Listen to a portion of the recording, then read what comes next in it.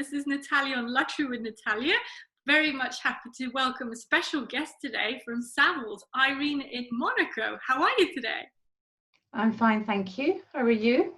Great, great. I'm delighted to have you on because obviously I'm now far removed from Monaco and the French Riviera, and a little bit keen and interested for our viewers as well to know what's happening in Monaco and specifically from Savills' point of view.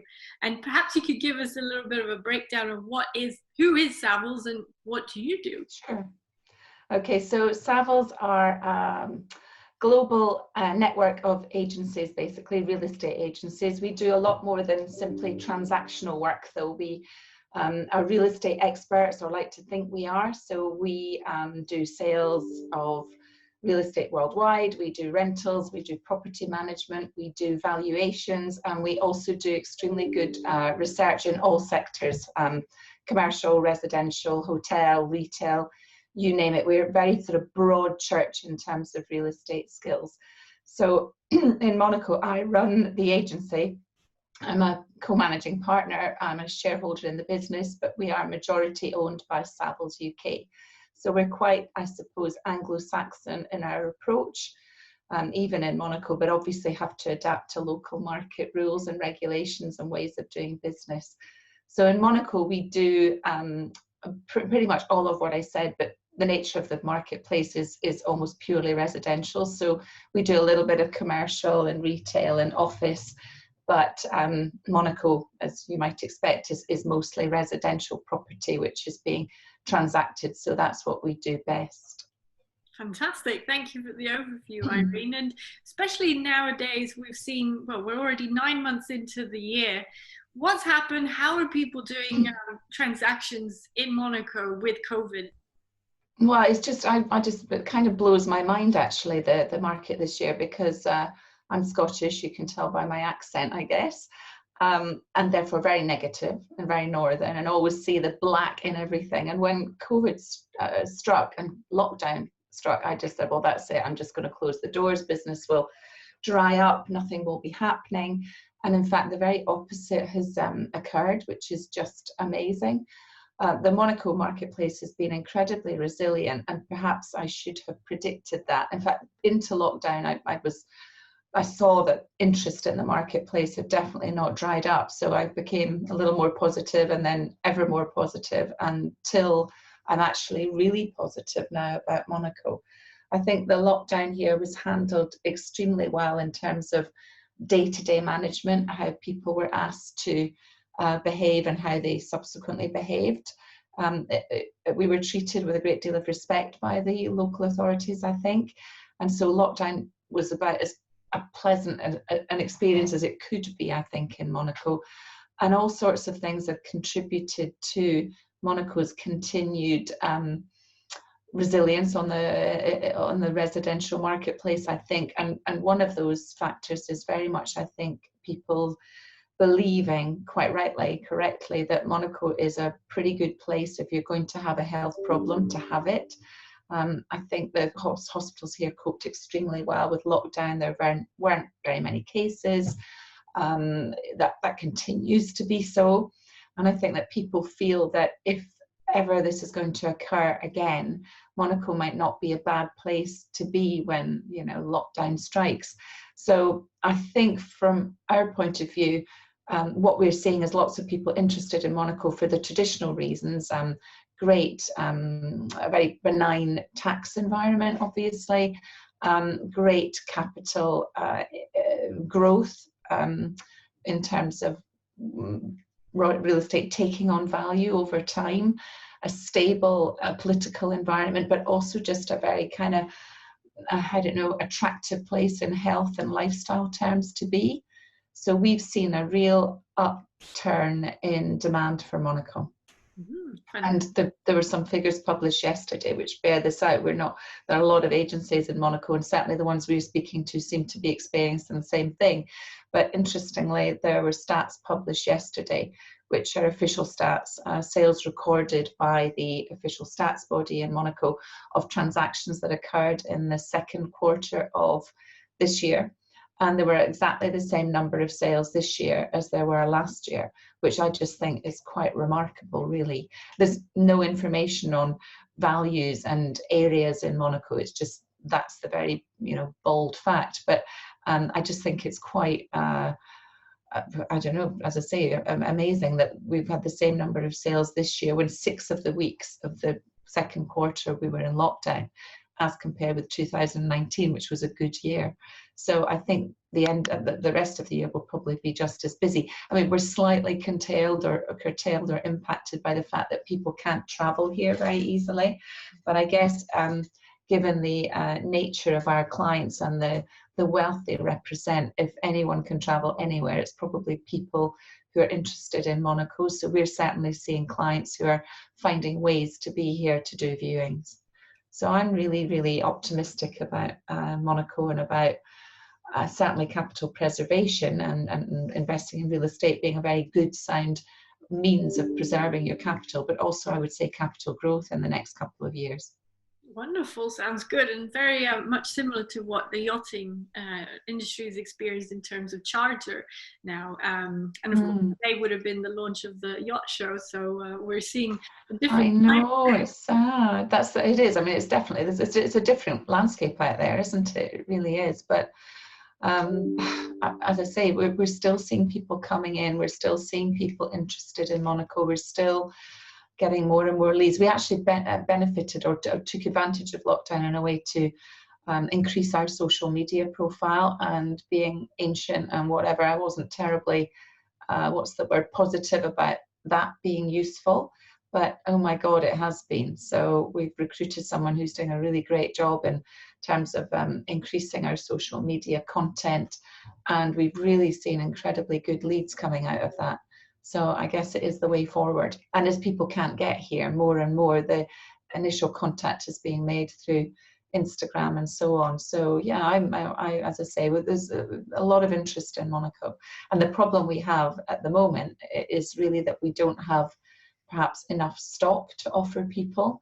And what we're seeing as well is that there's been a real increase in terms of people wanting bigger apartments with good outdoor space and well fitted out. So gone are the days when people would maybe just be satisfied with almost I don't know what's the word, a pied-à-terre in Monaco, which they would perhaps sometimes pretend to be living in. I think people now are genuinely wanting to be here, having to be here, bringing their children here, schooling their children here, and therefore they're looking for bigger apartments. So bigger apartments are definitely in demand, and there aren't always the right amount of those for our client demand.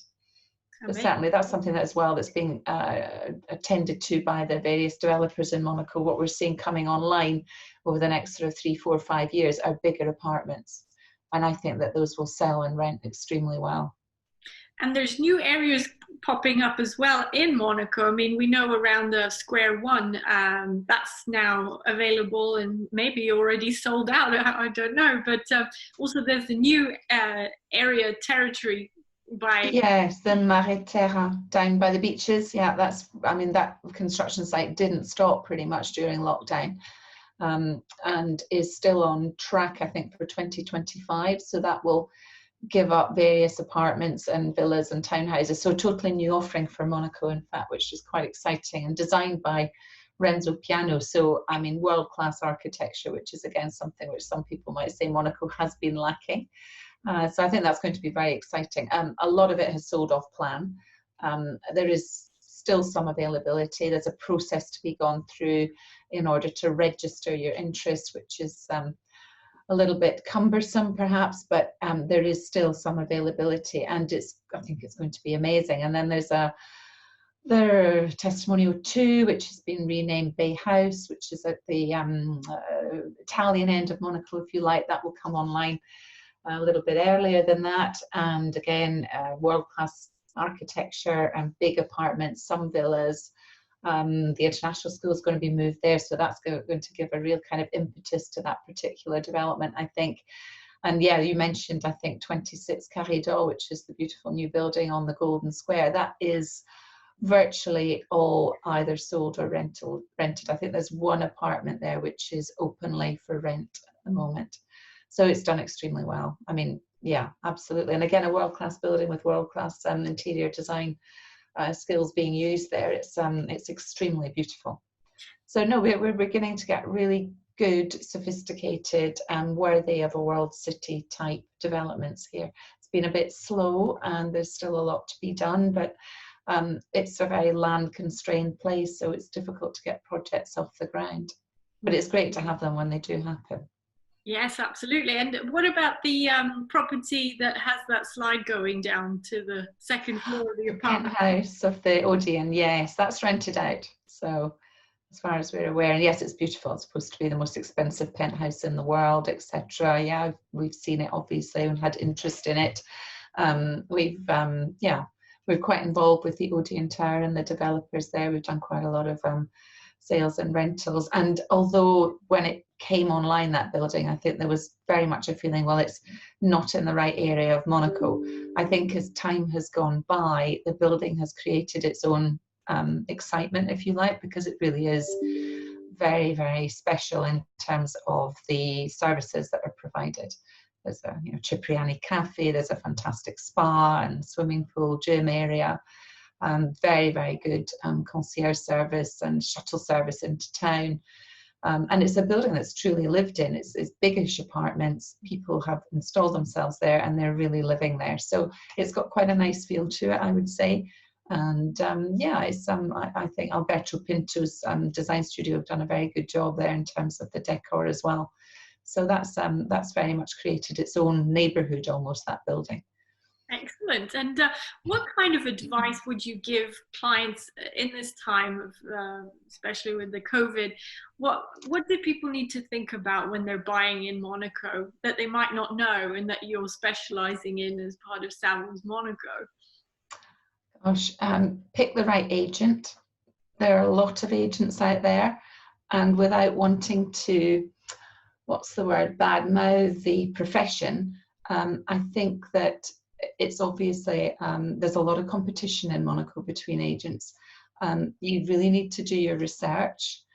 We produce, as I think I said, annual research on really what's happening in each area and what types of apartment are taking on value more than others and how many apartments were sold and so on. You really do, I think, have to just not believe the sales pitch. We are regularly criticised, I guess, by sellers for undervaluing apartments. I think there's a lot of overvaluing that goes on. I think you do have to be careful that you buy at the right price here. There really are genuinely some apartments where we think they are worth 100,000 euros per square metre, but not all of them are. And you have to bear in mind that although the average price per square metre here was roughly for 50,000 last year, it's a huge figure, the highest average price per square metre in the world. It's easy for averages to be bumped up here because we're talking about a marketplace where there are only around 500 transactions per year. So some apartments are worth 100,000 euros per square metre. To get to a 50,000 euro per square metre average, there are others which are worth less. So, you just have to be advised really properly, I think, by a good agent who's got more than just the immediate sale in their heads. And I think that we're asking people to spend a hell of a lot of money. Not just the price per square metre, but acquisition costs, agency commissions are high, and I think you've got to make your agent work for their commission and really prove that the apartment is worth what it's worth and fight your corner in terms of getting the best price for it. Amazing. Thank you for all your insights, Irene. This was very interesting. And if anyone wants to connect with you or follow you, how do they go about that? Good question. My mobile number, which I use all the time, is probably the best if you want to speak to me. So it's Monaco or France rather, 00336 8086 2491. Our website is just savills.mc, and we have a savills.mc Instagram account as well, so you can follow us on that. Wonderful. Well, I look forward to keeping in touch and finding out more what's happening. Absolutely. Thank you very much. Thanks for coming on, and see you very, very soon, I hope. Thank you. Bye.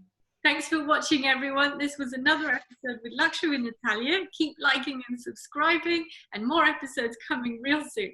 Bye.